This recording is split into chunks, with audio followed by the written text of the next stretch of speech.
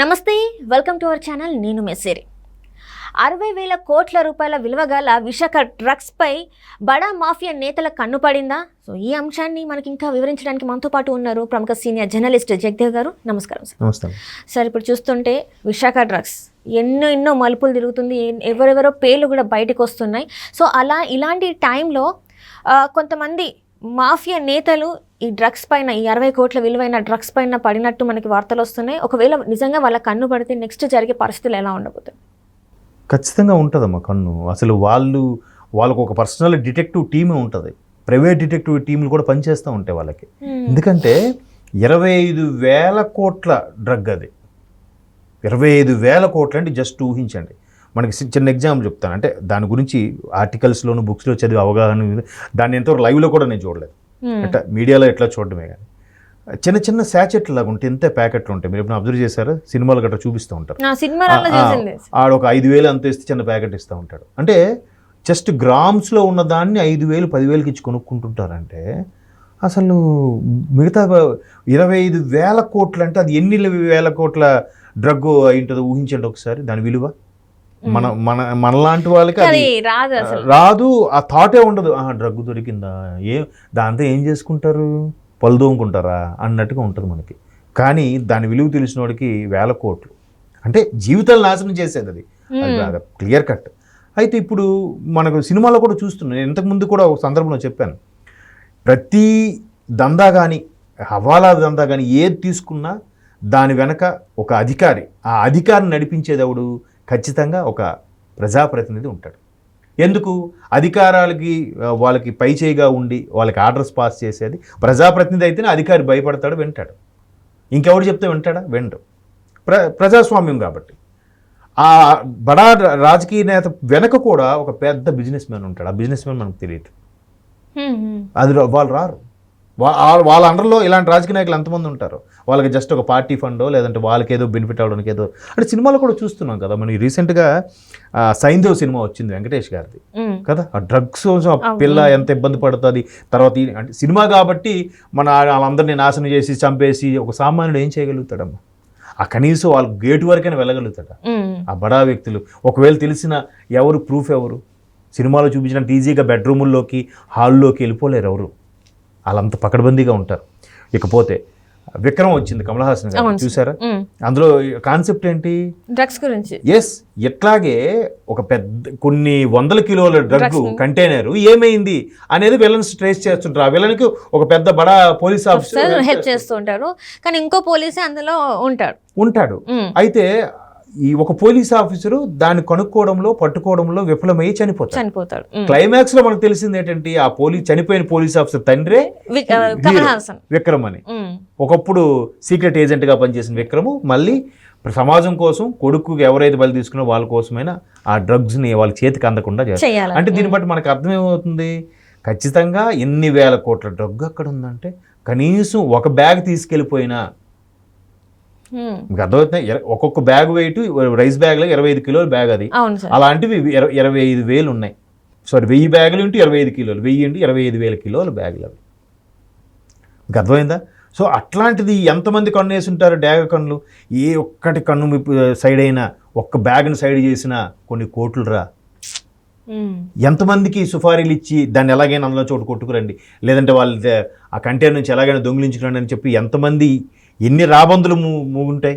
So దీనికి central ఖచ్చితంగా ఎవడెవడు ఇప్పుడే కరెక్ట్గా దొరుకుతాడు రా ఎరవేస్తా అన్నట్టుగా చూస్తారు. దీనికి సెంట్రల్కి సంబంధించినవన్నీ కూడా ఎవరి అండర్లో ఉంటాయి? హోమ్ మినిస్టర్ ఆధ్వర్యంలో ఉంటాయి. అమిత్ షా గారు ఖచ్చితంగా, ఆబ్వియస్లీ అమిత్ షా గారే. ఇప్పుడు అది ఛాలెంజ్ కూడా ఆయనకి. ఎవరు ఏ బడా నేత తెప్పించాడు, లేదంటే ఎక్కడున్న బడా బిజినెస్ మ్యాన్ ఎవడు ఏంటి, మళ్ళీ అని పట్టుకుంటారు. జాగ్రత్త. ఆల్రెడీ ఇంటెలిజెన్స్లో కూడా ఇన్ఫర్మేషన్ వచ్చేస్తుంటుంది ఎవరిది ఏంటి, మనకి మీడియాకి లీక్ చేయకపోయి ఉండొచ్చు. కానీ ఇంకా కొంతమంది దొరికితే ఏం చేస్తారంటే, బాబు మీకు ఎంత ఇస్తాం, మీరు కావాలంటే కేసు ఫైల్ చేయండి, మా పేర్లు బయటకు రాకుండా చూడండి, మీరు పట్టుకోండి, దాన్ని స్మాష్ చేసి ఏమేమి చేయండి, బట్ మా పేర్లు రాకూడదు అనేవాళ్ళు కూడా ఉంటారు.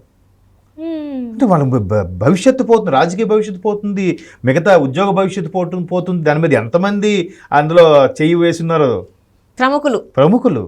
సో వాళ్ళందరికీ జీవితాలు పోతాయి కాబట్టి అవును ఏమైంది, 8,000 కోట్లు కావాలో చెప్పండి అన్నట్టు మాట్లాడతారు డీల్. ఇవన్నీ ఒకసారి ఆలోచించండి, ఊహించుకుంటే భలే అంటే ఒక వ్యక్తి ఇంటర్వ్యూ చూశాను నేను, ఒక రిటైర్డ్ ఐపీఎస్ ఆఫీసర్ ఇంటర్వ్యూ ఒకసారి యూట్యూబ్లో. ఆ ఇంటర్వ్యూలు చూసినప్పుడైతే ఇట్లాంటివి హవాలా విషయాలు, వాళ్ళకి ఎంత ఇబ్బంది ఉంటుంది, వాళ్ళకి ఎంత ప్రెజర్ ఉంటుంది ఆ పోలీస్ ఆఫీసర్కి, వాళ్ళు అటు అనలేక ఇటు అనలేక మధ్యలో వాళ్ళు నలిగిపోయి, కానీ చాలా జాగ్రత్తగా ట్యాక్లింగ్ చేస్తారనమాట. చాలా కేర్ఫుల్గా హ్యాండిల్ చేస్తారు, లేదంటే వీళ్ళు తెల్ల దిగిపోతుందట. అంత పెద్ద పెద్ద వాళ్ళు ఇన్వాల్వ్ అయినప్పుడు ఎలా ఉంటుందమ్మా? వాళ్ళ దృష్టిలో ఆ కోడి ప్రాణంలాగా చూస్తారు మనుషుల్ని. అన్ని వేల కోట్ల ప్రొడక్ట్ ఒకసారి ఊహించుకోండి. ఇప్పుడు సినిమాలు ఎగ్జాంపుల్ చెప్తుంటే ఎంత చిన్న చిన్న డ్రగ్స్నే అన్ని వందల వేల్లో కలెక్ట్ చేస్తున్నప్పుడు 25,000 కిలోల డ్రగ్ అయినప్పుడు ఎంత ఉంటుందమ్మా ఊహించండి ఒకసారి. అంటే ఒక విధంగా చెప్పాలంటే ఒక దేశ బడ్జెట్ మనకు సెటిల్ అయిపోద్ది. పేదవాడు అంటే ఉండడు. ఇవన్నీ ఆలోచిస్తే ఒక్కసారి ఎటుపోతుందిరా అనిపిస్తుంది. కానీ నలుగురితో నారాయణ వెళ్తుండాలి, చూస్తుండాలి. అమిత్ షా లాంటి వ్యక్తి ఇప్పుడు కాన్సన్ట్రేట్ చేసి ఏజెంట్లను పెట్టి ఎక్కడ ఉంది ఏంటి దానికోసం నిఘా పెడతారు, ఖచ్చితంగా పెడతారు. ఇప్పుడు అందుకే కొంతమంది ఏం చేస్తారు, అమ్మో ఇప్పుడు కానీ మనం ఇన్వాల్వ్ అయితే మనం దొరికిపోతామని అనుకోరు. ఇంకొంతమంది ఏం కాదులే, దొరికితే శిక్ష, దొరకపోతే జాక్పాట్ కదా, లైఫ్ సెటిల్ కదా అనుకునే వాళ్ళు కూడా ఉంటారు. సో ఆ దొరికే వాళ్ళ కోసం ఇప్పుడు కేంద్ర నిఘా వర్గాలన్నీ కూడా పనిచేస్తాయి.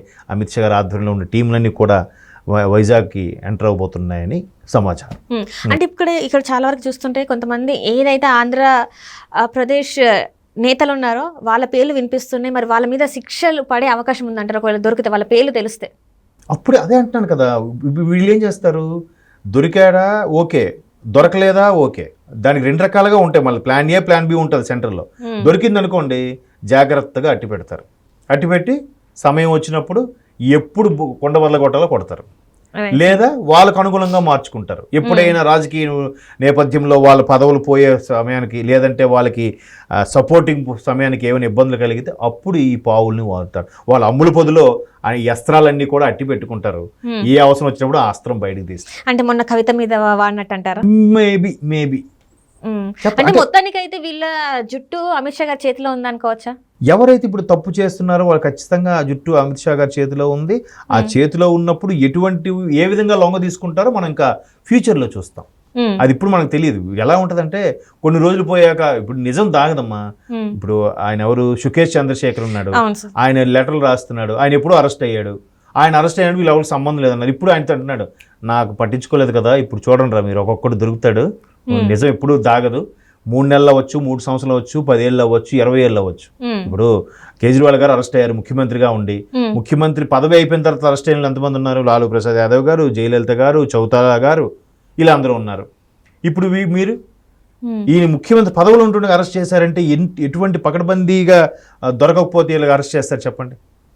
కాబట్టి ఏదైనా పాపాల తూము అది నిండాలంటారు, నిండితే అన్ని ఈక్వల్ అయిపోతాయి అంటారు. Right sir, right. Thank you so much sir.